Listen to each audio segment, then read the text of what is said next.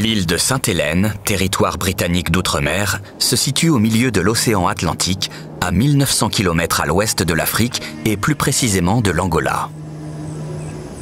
L'île Sainte-Hélène n'est pas très grande. Elle ne mesure que 122 km², un tout petit peu plus que la ville de Paris. Elle a été formée il y a des millions d'années par des volcans aujourd'hui éteints qui lui ont donné un relief montagneux.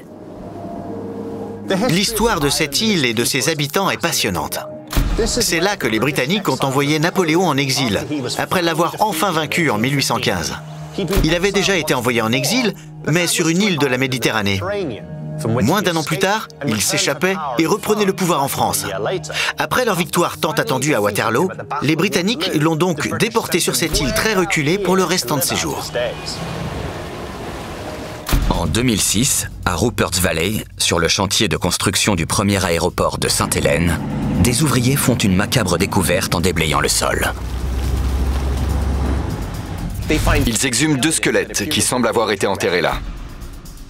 Étonnamment, il n'y a pas de stèle avec leur nom ou la date de leur inhumation. Qui sont ces gens ?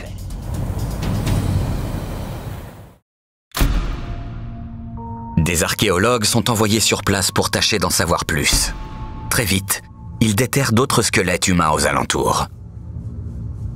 Plus d'une centaine de corps gisent entassés dans des tombes sans inscription, dont certaines contiennent jusqu'à 6 squelettes.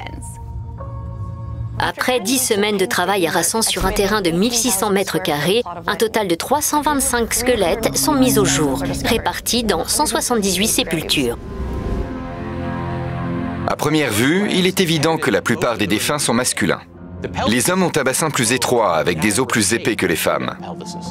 Autre fait notable, de nombreux squelettes sont assez petits et correspondent à des enfants âgés de 8 à 12 ans.